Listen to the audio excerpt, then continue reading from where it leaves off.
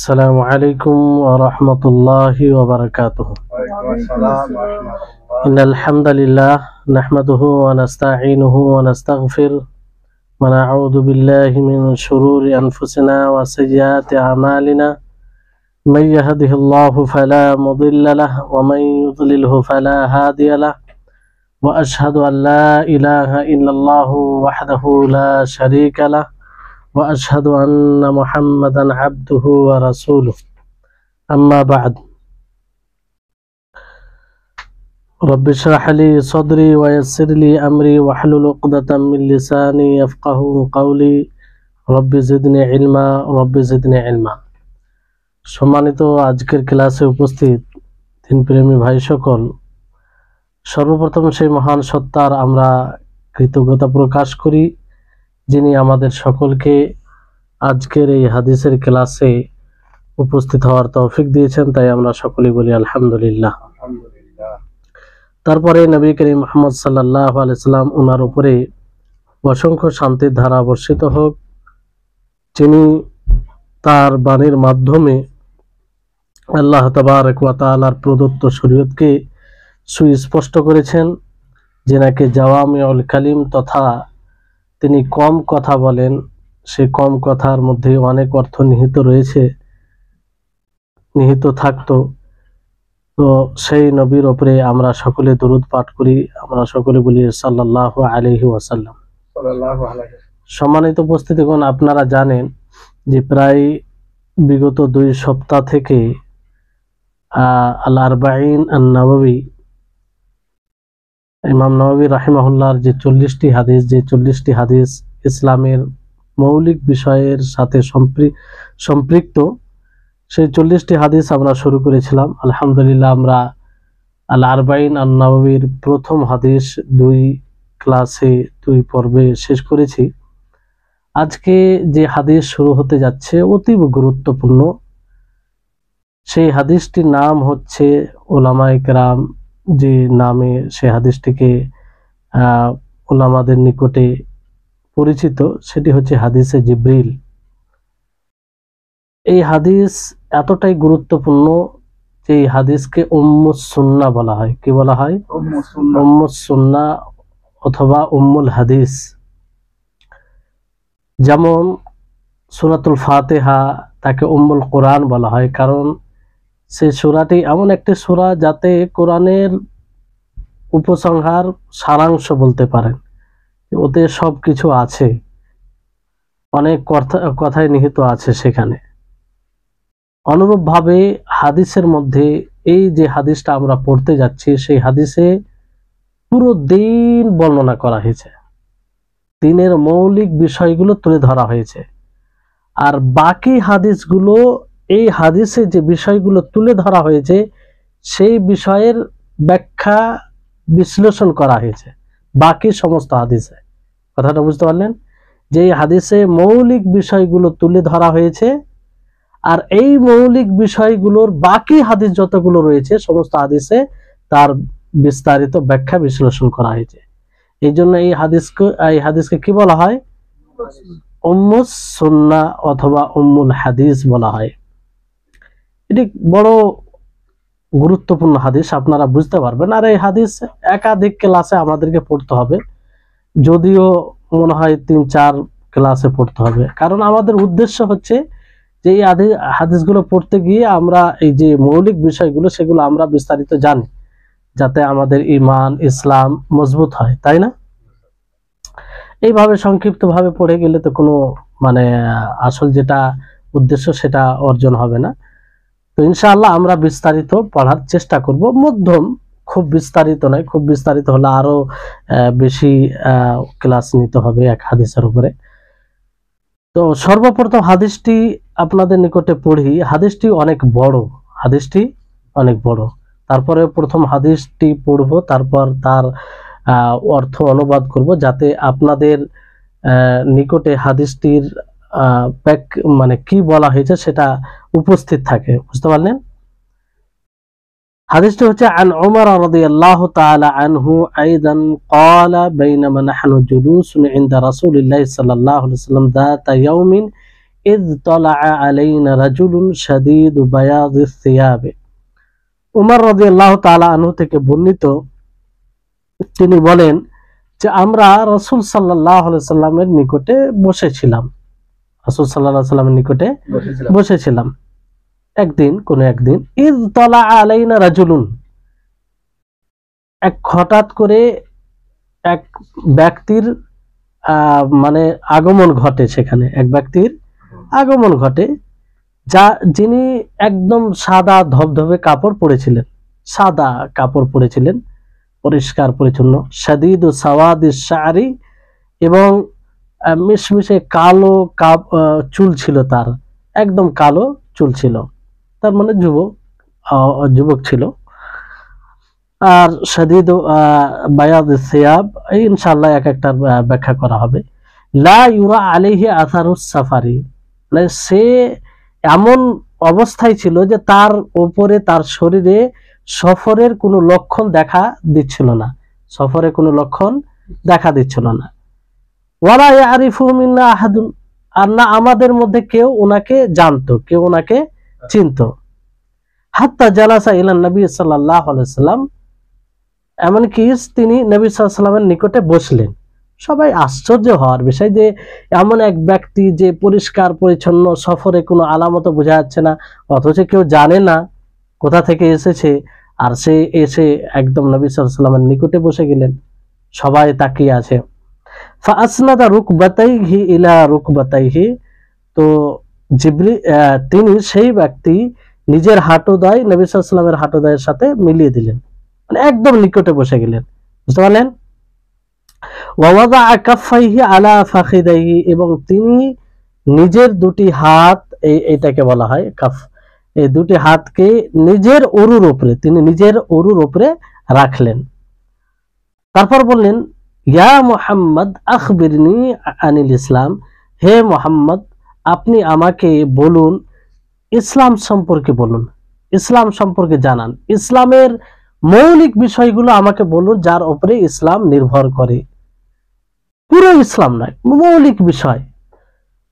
তো আল্লাহ নবী বললেন, রাসূল সাল্লাল্লাহু আলাইহি ওয়াসাল্লাম বললেন, আল ইসলাম আন তাশহাদা লা ইলাহা ইল্লাল্লাহ ওয়া আন্না মুহাম্মাদার রাসূলুল্লাহ ওয়া তুকিমাস সালাহ ওয়া তুতিয়াজ যাকাহ ওয়া তাসুমা রমাদান ওয়া তাহুজ্জাল বাইতা ইন ইসতাতা'তা ইলাইহি সাবিলা। যে ইসলাম হচ্ছে এই কথা সাক্ষ্য প্রদান করা যে আল্লাহ ছাড়া সত্য কোনো মাবুদ নেই, আর মুহাম্মদ সাল্লাল্লাহু আলাইহি ওয়াসাল্লাম আল্লাহর রাসূল। তারপরে সালাত প্রতিষ্ঠিত করা, যাকাত প্রদান করা, এবং রমজান মাসে সিয়াম পালন করা, আর বাইতুল্লাহর হজ সম্পাদন করা যদি সাধ্যে থাকে, বুঝতে পারলেন। তাহলে কটা হলো? 5টি জিনিস। তারপরে তিনি বললেন, যখন নবী সাল্লাল্লাহু আলাইহি ওয়াসাল্লাম তার উত্তরে এই কথা বললেন, সেই ব্যক্তি বললেন যে সাদাক্তা, আপনি সত্য বললেন। আপনি কি বললেন? সত্য বললেন। তো সাহাবায়ে কেরাম ওনারা আশ্চর্য হলেন যে প্রশ্ন করছেন, আবার তিনি উত্তর শুনে বলছেন যে আপনি সত্য বললেন। প্রশ্নকারী মানে কে প্রশ্ন করে? যে জানে না, শুনে সে সাদাক্তা কে বলবে? যে আগে থেকে জানে যে আপনি সত্য বললেন। তো প্রশ্ন করলেন, আবার সাদাক্তা বললেন। তো সাহাবায়ে কেরাম আশ্চর্য হলেন। এই জন্য তিনি বলছেন, ফা আজিবনা লাহু ইয়াসআলুহু ওয়া ইউসাদ্দিকু, আমরা আশ্চর্যান্বিত হলাম যে তিনি প্রশ্ন করেন, আবার সত্যায়নও করেন যে আপনি সত্য বলছেন। তারপর আবার তিনি বলেন, ফা আখবিরনি আনিল ঈমান, আপনি আমাকে ঈমান সম্পর্কে বলুন। কি সম্পর্কে? ঈমান সম্পর্কে। তো আল্লাহর নবী উত্তর দিলেন, আনতুমিনা বিল্লাহি ওয়া মালাইকাতিহি ওয়া কুতুবিহি ওয়া রুসুলিহি ওয়াল ইয়াউমিল আখির, যে ঈমান হলো আল্লাহর উপরে ঈমান নিয়ে আসা, তার ফেরেশতাগণের প্রতি ঈমান নিয়ে আসা, তার রাসূলগণের প্রতি ঈমান নিয়ে আসা, আর তার পূর্বে তার আসমানি গ্রন্থের প্রতি ঈমান নিয়ে আসা, তার রাসূলগণের প্রতি ঈমান নিয়ে আসা, এবং শেষ দিবসের প্রতি, শেষ দিবস আখিরাতের প্রতি, ওয়া তুমিনা বিল কদরি খায়রিহি ওয়া শাররিহি, আর ভালো মন্দ ভাগ্যের প্রতি বিশ্বাস স্থাপন করা। বুঝতে পারলেন? আবার তিনি বললেন, সাদাক্তা, আপনি সত্য বললেন, আপনি সত্য বললেন। তিনি প্রশ্ন করলেন, আবার উত্তর শুনে তিনি বলছেন যে সত্য বললেন। তারপর আবার তিনি জিজ্ঞাসা করলেন ফাআখবিরনি আনিল ইহসান, যা আপনি ইহসান সম্পর্কে বলুন। তিনি বললেন যে আনতা আবুদাল্লাহ কাআন্নাকা তারা ফাইন লাম তাকুন তারাহু ফাইন্নাহু ইয়ারাকা, যে ইহসান হলো আপনি আল্লাহর ইবাদত এমন ভাবে করবেন যেন আপনি তাকে দেখছেন, যেন আপনি তাকে দেখছেন। ফাইন লাম তাকুন তারাহু ফাইন্নাহু ইয়ারাকা, যদি এটা সম্ভব না হয় তাহলে তুমি এই ধারণা নিয়ে ইবাদত করবে যে আল্লাহ তাআলা তোমাকে দেখছে। বুঝতে পারলেন? তারপরে তিনি আবার জিজ্ঞাসা করলেন ফাআখবিরনি আনিস সাআ, আপনি কিয়ামত সম্পর্কে বলুন। কি সম্পর্কে বলুন? কিয়ামত সম্পর্কে বলুন।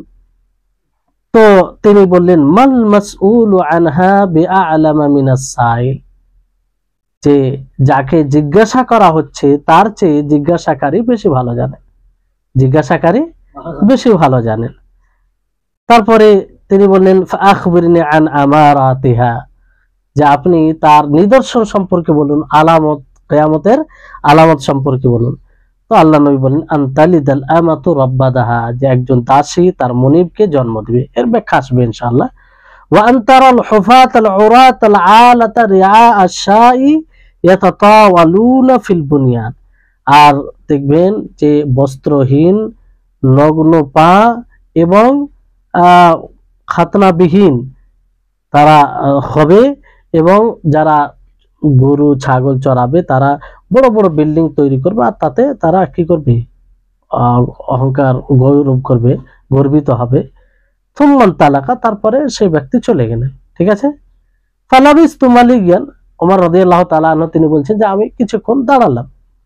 তারপর আল্লাহ নবী বলেন ইয়া ওমর আতাদরি মানিস সাইল, হে ওমর তুমি কি জানো সাইল কে ছিল? প্রশ্নকারী কে ছিল? সে কে? তুমি কি জানো? তারপর তিনি বললেন আল্লাহ ওয়া রাসূলুহু আলাম, আল্লাহ এবং তার রাসূল বেশি ভালো জানেন। বুঝলেন? তো নবী সাল্লাল্লাহু আলাইহি সাল্লাম বললেন ফাইন্নাহু জিবরিলু আতাকুম ইউআল্লিমুকুম দীনাকুম, যে ইনি ছিলেন জিবরিল আলাইহিস সালাম, এসেছিলেন তোমাদেরকে তোমাদের দ্বীন শেখাবার জন্য। তাহলে এটাকে পুরো দ্বীন বলেছেন আল্লাহ নবী। কি বলেছেন? পুরো দ্বীন বলেছেন, যে তোমাদেরকে দ্বীন শিখাবার জন্য এসেছিলেন। বুঝতে পারলেন? তো এই হচ্ছে বিষয়। এটা লম্বা হাদিস, ইনশাআল্লাহ আমরা এর বিস্তারিত একটু জানার চেষ্টা করব। বুঝলেন? তো প্রথমে আপনাদেরকে বললাম যে এটা বিশাল, মানে এমন একটা হাদিস যে হাদিসে অনেক কিছু রয়েছে, পুরো দিন রয়েছে। আর এই জন্য এই হাদিসকে উম্মুস সুন্নাহ বলা হয়, মানে পুরো দিন রয়েছে। আর এই দিনের ব্যাখ্যা বাকি হাদিসগুলো দ্বারা করা হয়েছে, বাকি যতগুলো হাদিস রয়েছে। বুঝতে পারলেন? তো এটা সহিহ মুসলিমের ঈমান যে অধ্যায় রয়েছে তার প্রথম হাদিস। বুঝতে পারলেন? তো এখানে যে প্রথমে বলা হয়েছে রাজুলুন শাদীদু বায়াদিস সিয়াব, মানে সে কালো সাদা ধবধবে কাপড় পরেছে, না সাদা ধবধবে কাপড় পরেছিল, একদম সাদা ক্লিন। তো এখান থেকে এটা স্পষ্ট হচ্ছে যে তিনি পরিষ্কার পরিচ্ছন্ন হয়েছিলেন, তাই না? আর অন্য তারপরে বলা হয় যে শাদীদু সাওয়াদিস শাআরি, যে ওনার চুলগুলো একদম কালো ছিল, চুলগুলো একদম কালো ছিল। তো অনেকেই এখান থেকে বলেছেন যে যুবক ছিল, যুবকের অবস্থায় ছিল। আর কোন কোন রিওয়ায়েতে সাওয়াদুল লিহিয়া বলা হয়েছে, যে ওনার দাড়িগুলো কালো ছিল, ওনার দাড়িগুলো কালো ছিল। বুঝতে পারলেন? তো এখানে দেখেন এই জায়গা থেকে যে সাদা কাপড়, জিবরিল আলাইহিস সালাম যেহেতু এসেছিলেন দ্বীন শেখাবার জন্য, কি শেখাবার জন্য? তো ওনার প্রতিটি মুহূর্ত দিশা দেখাবে, প্রতিটি মুহূর্ত কি দেখাবে? ওনার আগমন, ওনার অবস্থা, সবকিছু মানে একটা কিছু না কিছু শিক্ষা দিবে, যেহেতু উনি দ্বীন শেখাবার জন্য এসেছিলেন। একটা হচ্ছে বাক শক্তি, বাক কথা বলে, আর একটা হচ্ছে অবস্থা দ্বারা, তিনার হাইয়াত, তিনার অবস্থা দ্বারা তিনি বলেছেন। উনি যে সাদা কাপড় পরে এসেছিলেন, এটা থেকে স্পষ্ট হচ্ছে যে এই সাদা পোশাকটা বেশি উত্তম।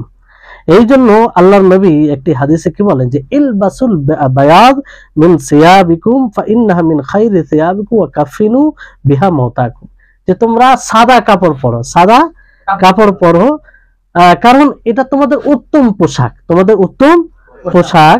আর সেই সাদা কাপড় দ্বারা তাদের দাফন করবে, কাফনে কাপড় যেন হয়। তো সাদা কাপড় এটা বেশি মানুষের, এই জন্য সাদা কাপড় এমন একটি রং, এমন একটি কাপড়ের বৈশিষ্ট্য হলো সকলকে মানায়।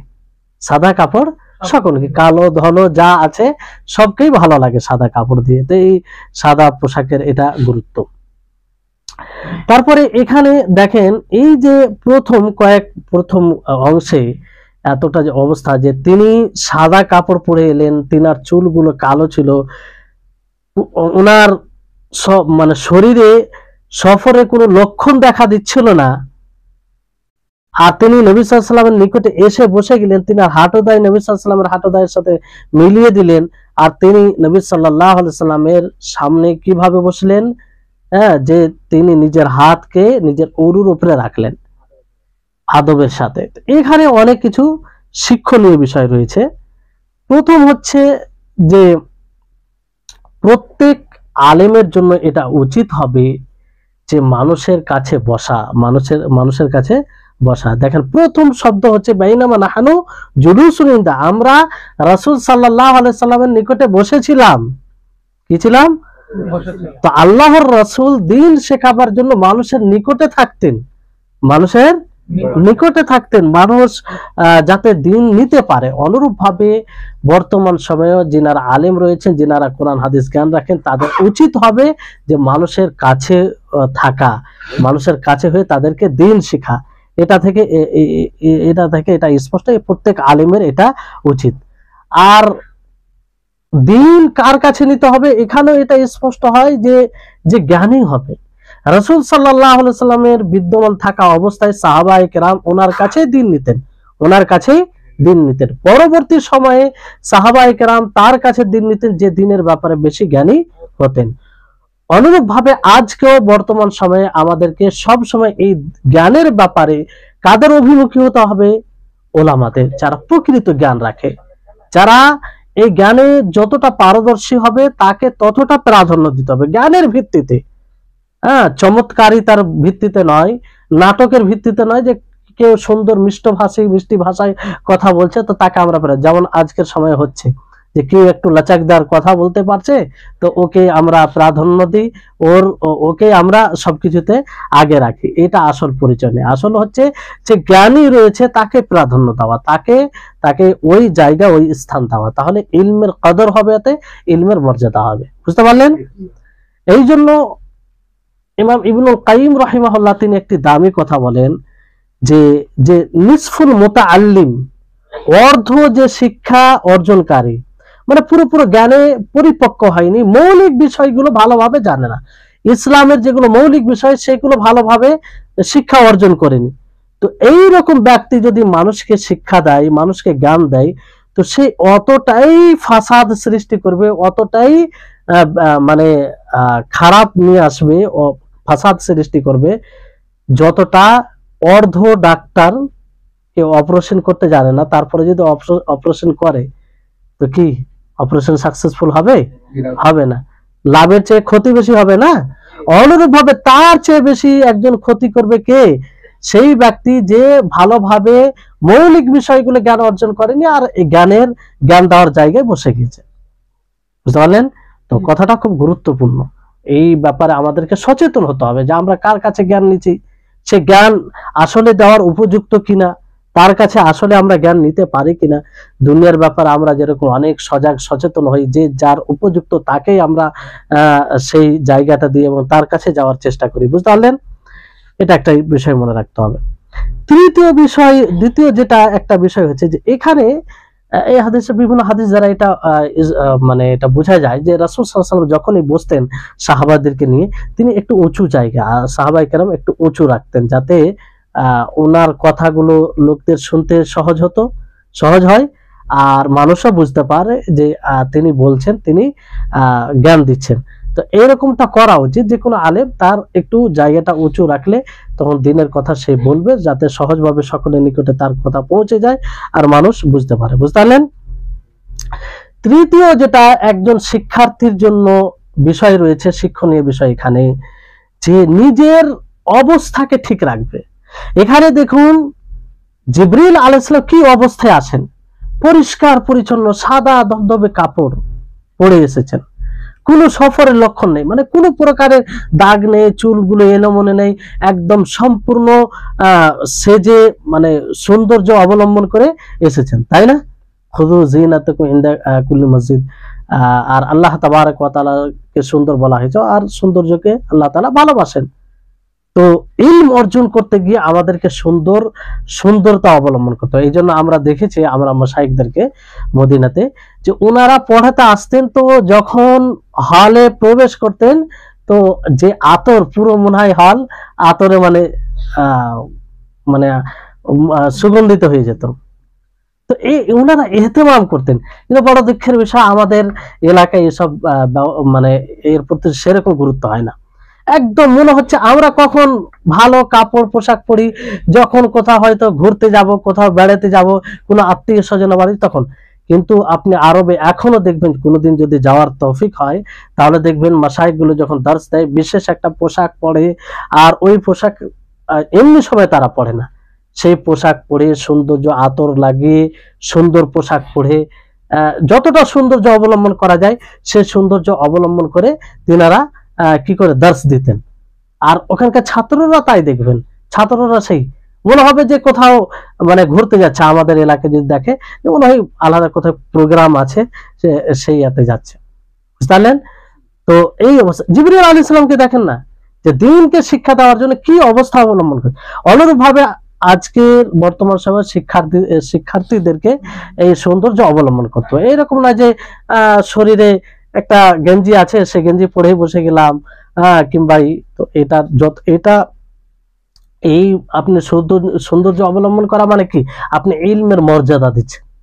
আপনি ইলম বিশেষ কিছু যখন গুরুত্বপূর্ণ জিনিস হয়, আপনি যখন কোনো একটা বড় পদের লোকের কাছে যান, তো কি যেমন তেমন হয়ে চলে যান না। আর বড় একটা গুরুত্বপূর্ণ জিনিস যখন আপনি হাসিল করতে যান, যেমন তেমন হয়ে চলে যান না। তো এই ইলমের চাই তার বড় কি জিনিস আছে। তো এর মর্যাদা দেওয়ার মানে এই মর্যাদা দেওয়ার একটা তার প্রভাব বলতে পারেন, কিংবা বলতে পারেন। তো এটা একটা শিক্ষা পাওয়া যায়। তৃতীয় শিক্ষার্থীদের জন্য কিংবা আলেম ওলামাদের জন্য এখানে একটা শিক্ষণীয় বিষয় রয়েছে, সেটা হচ্ছে যে আলেমদের নিকটে থাকতে হবে, আলেমদের নিকটে থাকতে হবে। যারা জ্ঞান ওই রকম উপযুক্ত আলেম, তাদের নিকটে থাকতে হবে, কারণ নিকটে থেকেই জ্ঞান অর্জন করা যাবে। বর্তমান সময়ে এই বিষয়টাকে একটু ভালো করে বুঝতে হবে। অনেক সময় অনেকে ধারণা থাকবে, দেখবেন ধারণা করে যে এখন অনলাইন ফেসবুক আর ইউটিউব এগুলো সরাসরি দার্স সবসময় শোনা যায়, তো মনে করে যে মাশায়েখদের কাছে যাওয়ার প্রয়োজন নেই। এটা একটা ভুল ধারণা। কারণ একজন শেখ যখন পড়ায়, তখন শুধু পড়াটাই উদ্দেশ্য থাকে না, সেই পড়ার মাধ্যমে অনেক কিছু শিক্ষণীয় বিষয় রয়েছে। তো নিকট থেকে জ্ঞান নেওয়ার চেষ্টা করতে হবে। সাহাবায়ে কেরাম তাই করতেন। বুঝতে পারলেন? তারপরে বিষয় হচ্ছে যে সব সময় যারা উপযুক্ত ব্যক্তি তাদের কাছে জ্ঞান নেওয়ার চেষ্টা করতে হবে, আর এখান থেকে একটি বিষয় স্পষ্ট হচ্ছে যে আল্লাহ তাবারক ওয়া তাআলা তিনি কত বড় কাদির, শক্তিশালী, যে একজন ফারিস্তা একজন মানুষের রূপ ধারণ করছে। প্রথম সময় তো আল্লাহর নবী বুঝতে পারেননি যে তিনি জিবরিল আলাইহিস সালাম, পরবর্তীতে স্পষ্ট হয়েছে। কিন্তু দেখেন, প্রথমে আল্লাহর নবী বুঝতে পারেন, সাহাবায়ে কেরাম তো বুঝতেই পারেন। ওমর ফারুক রাদিয়াল্লাহু তাআলা আনহুকে জিজ্ঞাসা করে, তুমি জানো এই প্রশ্নকারী কে? তো তিনি বললেন আল্লাহ ওয়া রাসূলুহু আলাম। তার মানে তিনি জানেন। এতক্ষণ তিনি মানুষই মনে করেছিলেন, আর সকলেই মানুষ মনে করেছিলেন। তো আল্লাহ তাবারক ওয়া তাআলা কত বড় কাদির, শক্তিশালী, যে একজন ফেরেশতা যার আসল অবস্থায় নবী করিম মুহাম্মদ সাল্লাল্লাহু আলাইহি ওয়াসাল্লাম যাকে 6টি দানা সহ দেখেছেন, বিরাট বড় একটা শক্তিশালী মাখলুক। তো এখান থেকে এটা স্পষ্ট হচ্ছে যে আল্লাহর নবীর আল্লাহ তাবারক ওয়া তাআলা কত শক্তিশালী, আর ফেরেশতাগণকে আল্লাহ তাবারক ওয়া তাআলা কিরূপ শক্তি দান করেছেন। বুঝলেন? তো এই হাদিসে সর্বপ্রথম শুরু করা হয়েছে আল্লাহ জিবরিল আলাইহিস সালাম তিনি যে প্রশ্ন করলেন সর্বপ্রথম যে প্রকাশ্য জিনিসের ব্যাপারে, প্রথম প্রকাশ্য জিনিসের ব্যাপারে, প্রকাশ্য আমল সম্পর্কে। আর ইসলাম যখন বলা হবে তখন প্রকাশ্য আমলকে বোঝাবে, বুঝতে পারলেন? কি আমলকে বোঝাবে? প্রকাশ্য আমলকে বোঝাবে। ঈমান যখন বলা হবে তখন যেগুলো গোপনীয় আমল, অন্তরের আমল, ভিতরের আমল, সেগুলোকে বোঝা হবে। এই ইসলাম ঈমান যখন একসাথে ব্যবহার হবে তখন দুটির অর্থ আলাদা হবে, দুটির অর্থ আলাদা হবে, মনে রাখবেন। এই জন্য বলা হয় আরবিতে ইজাজতামা ইফতারাকা, যখন দুটি একত্রিত হবে একই প্রেক্ষাপটে আলোচনা হবে তখন দুটির অর্থ আলাদা হবে। আর যখন ভিন্ন ভিন্ন জায়গায় পৃথক ভাবে ব্যবহার হবে তখন দুটোরই অর্থ একই হবে। ইসলাম মানে ঈমান, ইসলাম সব একই, পৃথক ভাবে যখন ব্যবহার হবে, ঈমান বলতে গেলে সবকিছু ইসলামে চলে আসবে, কিন্তু একসাথে যখন ব্যবহার হবে তখন দুটি শব্দের অর্থ আলাদা হবে, বুঝতে পারলেন? তো জিবরিল আলাইহিস সালাম প্রথমে কি সম্পর্কে জিজ্ঞাসা করলেন? প্রকাশ্য আমল সম্পর্কে জিজ্ঞাসা করলেন। কি সম্পর্কে? প্রকাশ্য আমল সম্পর্কে, যে ইসলাম সম্পর্কে, ইসলাম কি জিনিস। তারপরে বাতিন গোপনীয় আমল সম্পর্কে জিজ্ঞাসা করেন কে? জিবরিল আলাইহিস সালাম। তারপরে পরিপক্কতার ব্যাপারে জিজ্ঞাসা করলেন, যে ইহসান, ইহসান তখনই হবে যখন আপনার মধ্যে ইসলাম ঈমান পাওয়া যাবে। ইহসানটা সর্বোচ্চ স্তর, ইহসানটা সর্বোচ্চ স্তর। তারপরে কিয়ামত সম্পর্কে, তারপরে কিয়ামতের আলামত লক্ষণ সম্পর্কে জিজ্ঞাসা করলেন, বুঝতে পারলেন? তো এখানে প্রথমে যে বলা হয়েছে যে একজন ব্যক্তি আল্লাহ নবীর নিকটে এলেন, তো তার তো কোনো নাম, তিনি কার রূপ ধারণ করে এসেছিলেন সেখানে স্পষ্ট নেই। পরবর্তীতে স্পষ্ট হয় যে জিবরিল আলাইহিস সালাম ছিলেন, তাই না? তো আর হাদিসে যে একটি শব্দ বলে লা ইয়ারিফু মিন্না আহাদুন, যে আমাদের মধ্যে কেউ তাকে জানতো না। এই জন্য সব আশ্চর্য, মানে সে এক অপরিচিত, তার শরীরে সফরের কোনো লক্ষণ ছিল না। আর এখানে যে এই হাদিসে আরেকটি কথা বলা হয় যে তিনি নিজের হাঁটুদয় নবী সাল্লাল্লাহু আলাইহি ওয়াসাল্লাম হাঁটুদয়ের সাথে মিলিয়ে দিলেন, তার মানে একদম নিকটে বসেছিলেন, একদম নিকটে বসেছিলেন, বুঝতে পারলেন? আর এটা কিসের কারণে? আর তিনি জিবরিল আলাইহিস সালাম নিজের হাতকে নিজের উরুর উপরে রেখেছেন, এটা আদব, আদব, সম্মান, শ্রদ্ধা। এই জন্য বলা হয় যে প্রত্যেকটা শিক্ষার্থীকে ইলম অর্জন করার পূর্বে আদব অর্জন করা উচিত, শিষ্টাচার অর্জন করে, তাকে শিষ্টাচার অর্জন করতে হবে, আদব শিখতে হবে। আদব না থাকলে ইলম অর্জন করা সম্ভব নয়। বেআদব কখনো ইলম অর্জন করতে পারে না, প্রকৃত জ্ঞান অর্জন করতে পারে না। তো জিবরিল আলাইহিস সালাম তিনার অবস্থাতে তিনি এটা স্পষ্ট করলেন যে ইলম অর্জন করতে গেলে সেটা কি করতে হবে? আদব। নবী সাল্লাল্লাহু আলাইহি সাল্লামের সামনে সরাসরি যেমন তেমন হয়ে বসলেন না, বরং তিনি নিজের হাতকে নিজের উরুর উপরে রাখলেন আর নিকটে বসলেন আল্লাহ নবীর কাছে জ্ঞান নেওয়ার জন্য। যেহেতু সাহাবাদের জন্য আল্লাহ নবীর কাছে সে জ্ঞান নিচ্ছে, তাই না? সাহাবীদেরকে তো এটাই দেখাচ্ছেন। তো এই হচ্ছে বিষয়।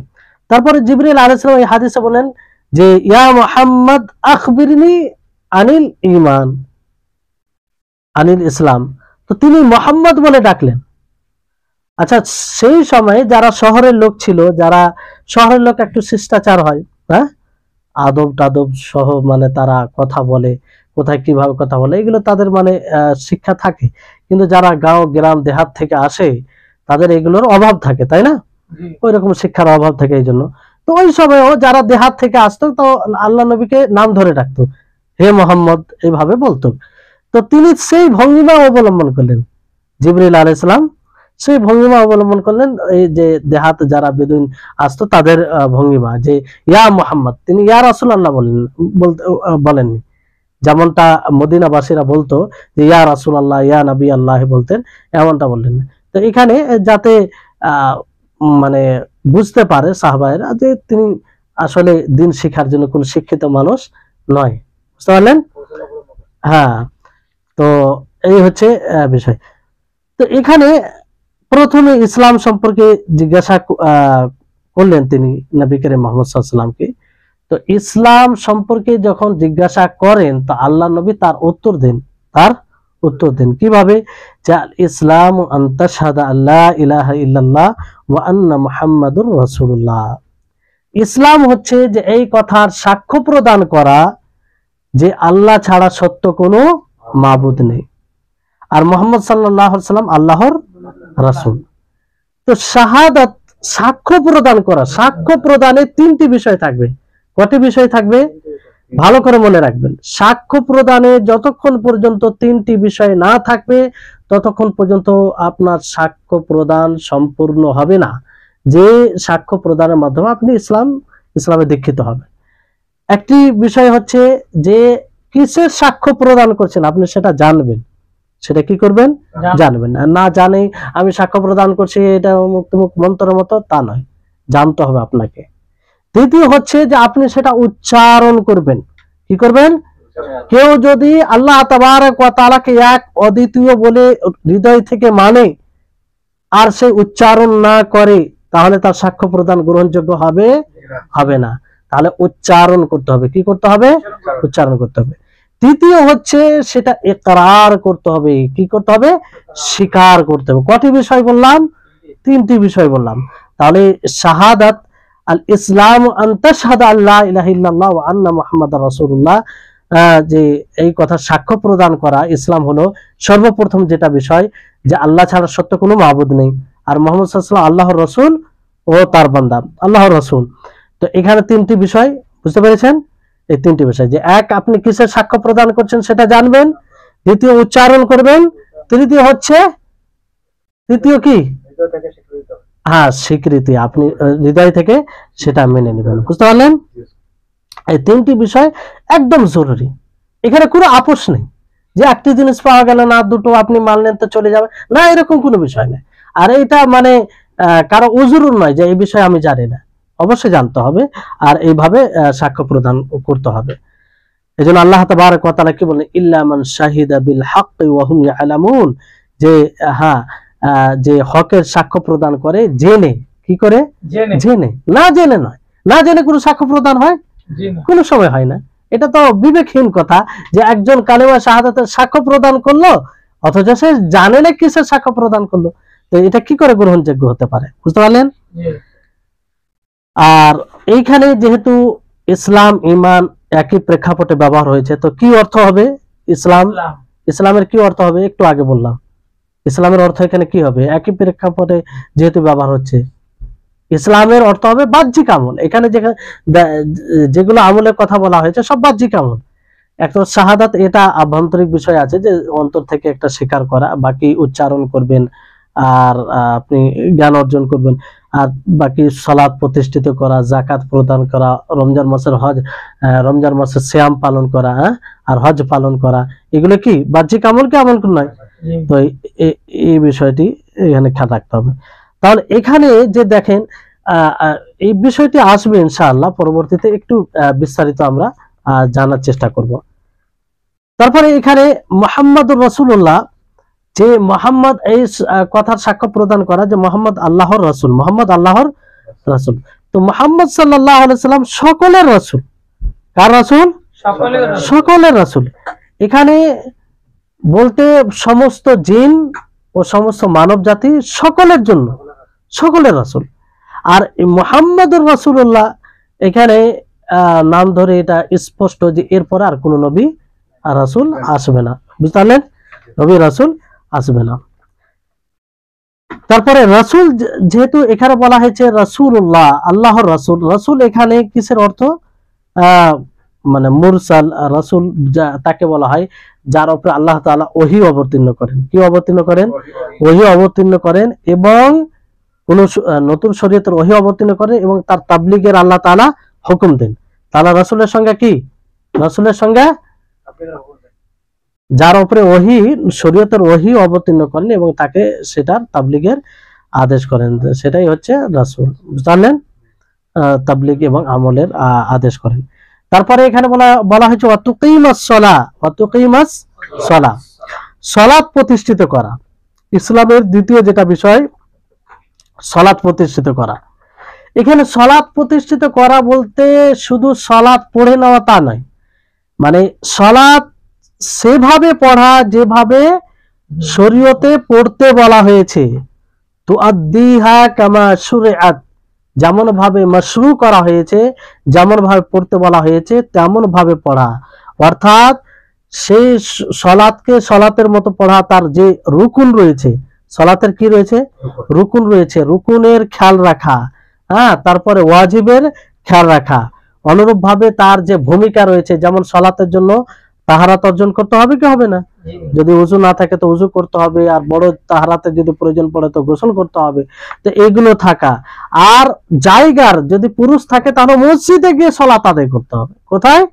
মসজিদে গিয়ে জামাতে সালাত আদায় করতে হবে।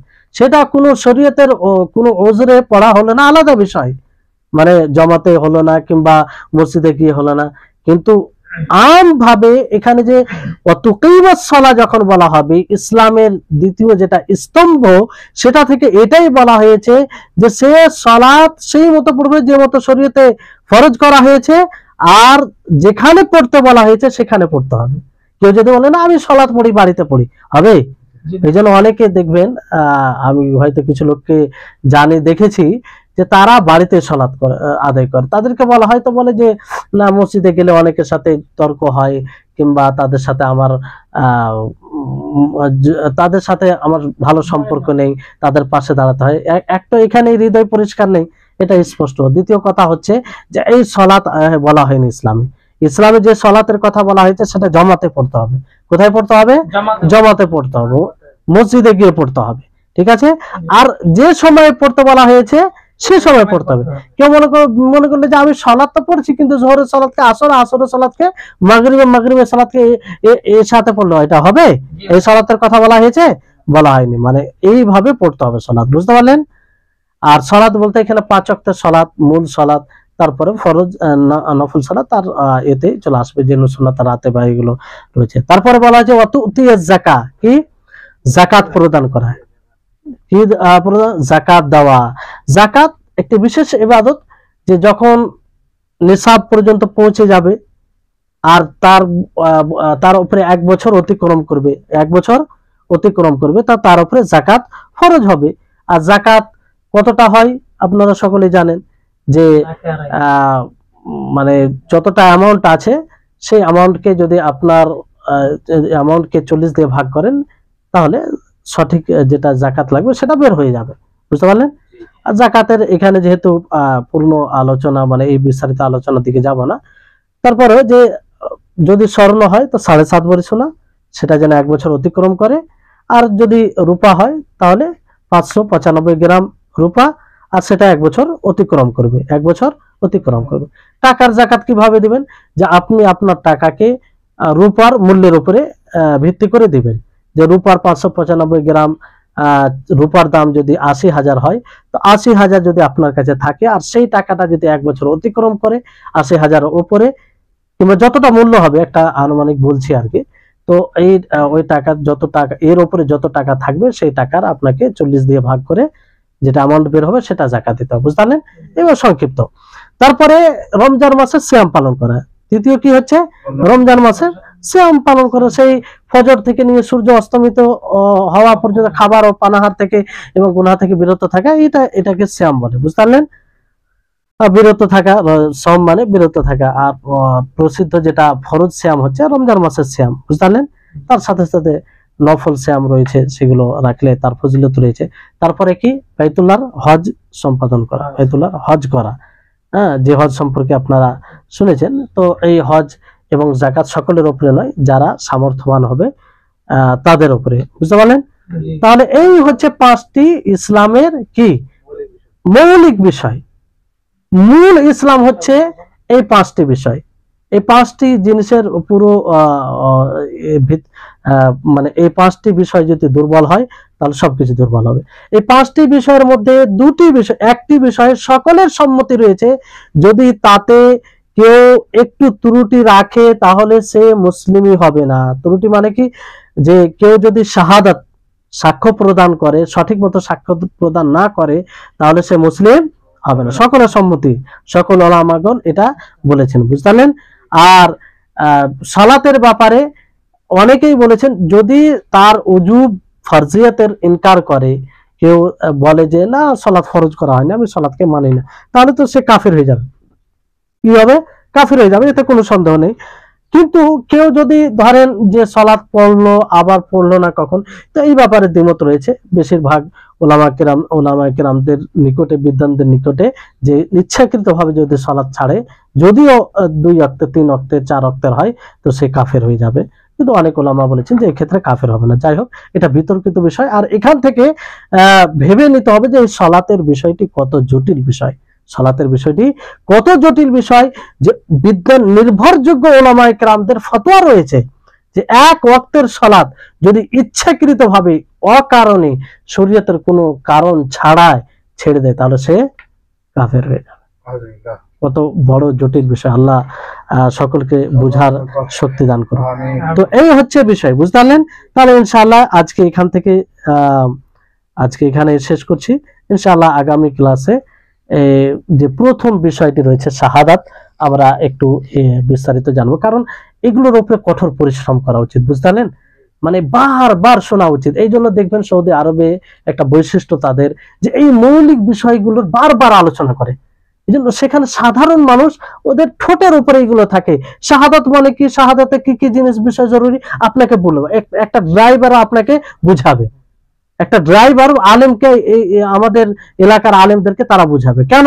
যে ওখানকার ওলামায়ে কেরাম এইসব বিষয়ে তারা সচেতন, বারবার এগুলো বুঝাতে থাকেন। কিন্তু আমরা দুঃখের মানে আমাদের এলাকা কিংবা ভারত, পাকিস্তান, এগুলো বাংলাদেশ, এগুলো দেশে কি হয় যে সব সময় মনে করে নিত্য নতুন কিছু নিয়ে আসতে হবে, আর আসল যেটা মৌলিক জড় শিকড় সেটাকে দুর্বল করে রাখে। না তো দেখেন যে অধিকাংশ মুসলিমদের এই অবস্থা, তারা এইগুলো বুঝে না। শাহাদাত কি, শাহাদাত কাকে বলে, শাহাদাত কখন পূর্ণ হবে, অধিকাংশ মানুষ বুঝে না।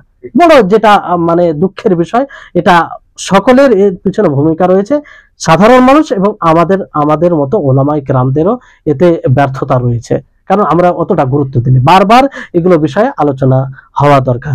আর এই হাদিসে জিবরিল, আমি তো মনে করি যে গ্রামে গ্রামে ক্যাম্প করা উচিত এই হাদিসকে নিয়ে, বিস্তারিত ভাবে এই হাদিসের সারা মানে ব্যাখ্যা করা উচিত, যাতে মানুষ বুঝে যে ইসলাম কি, ঈমান কি, আর ইহসান কি। কারণ এই তিনটি জিনিস মূল, বুঝতে পারলেন। তো ইনশাআল্লাহ আমরা আগামী ক্লাসে এই হাদিসটির বাকি শাহাদাত সম্পর্কে জানবো, আর বাকি আমরা ধাপে ধাপে এগিয়ে যাব। আল্লাহ তাবারক ওয়া তাআলা আমাদের সকলকে যেন এই সব কথাগুলো বুঝার এবং এই মতো হাদিস অনুযায়ী জীবনযাপন করার তৌফিক দান করেন। ওয়া আখিরু দাওয়ানা আনিল হামদুলিল্লাহি রাব্বিল আলামিন। আসসালামু আলাইকুম ওয়া রাহমাতুল্লাহি ওয়া বারাকাতুহু।